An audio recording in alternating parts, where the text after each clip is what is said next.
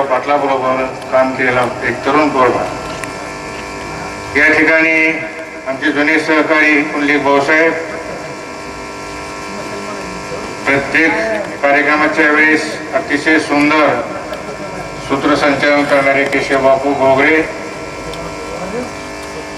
गौतमराजे वाघमोडे, आमचे झरेगावचे संपा, उपस्थित बंधू भगिनी आणि घरामध्ये शांत चित्तेने ऐकणाऱ्या माझ्या भगिनी, आज या ठिकाणी अनुभवण्यात बरंच या ठिकाणी स्पष्टीकरण केलेलं आहे. या गावचं वैशिष्ट्य असं आहे आमदार साहेब, या गावचं शिल्पकार असणारे आमचे कैलासवासी श्रीराम मुंडे काकडे, कैलासवासी माणिकराव दादा गरड आणि कैलासवासी कर्मवीर लोहकरी गुरुजी यांचं मार्गदर्शन, यांनी या गावावर घातलेले संस्कार, यांनी कामकाज केलेलं आहे. यांच्या त्याच पद्धतीनं आतापर्यंत या गोरगावची वाटचाल चालू आहे.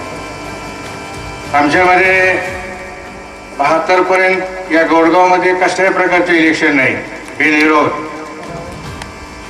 पूर्वी हा वैराग भाग मोहळा जोडलेला, अगदी निर्मला आणि राजे भोसले यांच्यापासून राजन पाटलापर्यंत अगदी एका मुखीनं मतदान करणारे हे गाव, एक सुद्धा मत वाया जाणार नाही. आणि अशा पद्धतीचं कामकाज या ठिकाणी चालत असताना आता गाव म्हटलं की मतभेद असतात, घर म्हटलं तर असतात, मग गाव आहे. पुढे काय थोडे मतभेद झाले, मतभेद आमच्यात जरूर आहेत पण मनभेद नाही. मतभेद जरूर आहे, मनभेद नाही. आम्ही कुठलाही कार्यक्रम असो, तोरण असो, मरण असेल किंवा कुठला खाजगी कार्यक्रम असो, त्या ठिकाणी आम्ही सर्व एक जण असतो, एक असतो. अशा पद्धतीचे संस्कार आमच्यावर घालून दिले. यापुढे राजकारणामध्ये बदल होत चालले. आम्ही खरं म्हणजे काँग्रेस माइंड असणारी माणसं, अगदी म्हणजे भोसले घराण्यापासून अगदी राजन पाटलापर्यंत राष्ट्रवादीपर्यंत काँग्रेस पक्षामध्ये 2 फूट झाले, भाग झाले. त्यात शरद पवार साहेबांनी राष्ट्रवादी काँग्रेस पक्ष काढला. त्याच्यानंतर आम्ही त्या पक्षामध्ये काम केलं. हे काम करीत असताना परत बऱ्याच राजकारणामध्ये भानगडी सुरू झाल्या आणि परत शरद पवार साहेबांच्या राष्ट्रवादीमध्ये फूट पडली. अजितदादांनी आपला वेगळा पक्ष काढला, वेगळी सूर मांडली. आता आमच्यासारख्या कार्यकर्त्यांची फार मोठी पंचायत झाली. काय करावं, कसे निर्णय घ्यावे, हे खाल्ल्या लोकांचा अतिशय वाईट परिस्थिती. तरी पण साहेबांना आम्ही आदरणीय मानतोच, पण अजितदादांचं आपण जर नेतृत्व पाहिलं, अतिशय खमक्या नेतृत्व, शिस्तबद्ध माणूस, दिलेला शब्द पाळणारा, वेळेचं महत्त्व जाणणारा, एखादं काम होत असेल तर करणारा, होत नसेल तर स्पष्ट सांगणार, होणार नाही, अशा पद्धतीचं आपला हा नेता खंबीर. यांच्या पाठोपाठ आपणही त्यांचं काम करावं अशा प्रकारची इच्छा निर्माण झाली. आणि म्हणून आमदार साहेबांनी ज्यावेळेस आम्हाला भेटतील त्यावेळेस कवटाळायचं आणि मला पाठिंबा द्यामध्ये त्यांनी फार म्हणजे दिवसापासून असा आग्रह धरला. आणि हे होत असताना शेवटी मग म्हटलं आपण हे म्हणताय तर आपण देऊ त्यांना पाठिंबा. आणि म्हणून या गावाला राष्ट्रवादी काँग्रेस पक्षाचं चिन्ह घड्याळ हे नवीन नाही. या घड्याळावर आपण शिक्का देऊन बरेच आपण आमदार निवडले. तेव्हा उद्याची जी निवडणूक होणार आहे लोकसभेची, ज्याला आपण संसद म्हणतो, देशाचं हायेस्ट असं सभागृह, ज्या सभागृहामधून सर्व भारताचा कारभार चालणार आहे, त्याच ठिकाणी सर्व निर्णय होणार आहेत, त्याच ठिकाणी संरक्षणाच्या काही धोरण चालणार आहेत, शेतकऱ्याचे काय प्रश्न आपल्याला सोडवावे लागतील.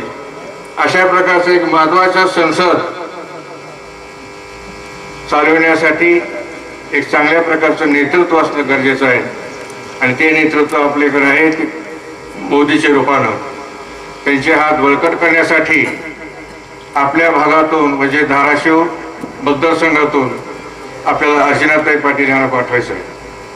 आशाताई पाटील यांच्या घराचा आपण जर इतिहास पाहिला, त्यांचे सासरे डॉक्टर पद्मसिंह पाटील हे धडाडीचे कार्यकर्ते. 45 वर्षे त्यांनी अतिशय सुंदर असं काम केलं पाटबंधारामध्ये बसून. त्यांचे चिरंजीव राणादादा हे तुळजापूरचे लोकप्रिय खासदार, ते आमदार राणादादा आमदार, आणि त्यांच्या ह्या पत्नी अगदी फ्रेशच्या आहे, नवीन आहे, काम करण्याची हौस आहे, आणि त्यांनी जिल्हा परिषदेचे उपाध्यक्ष म्हणून अतिशय सुंदर असं कामकाज केलेलं आहे.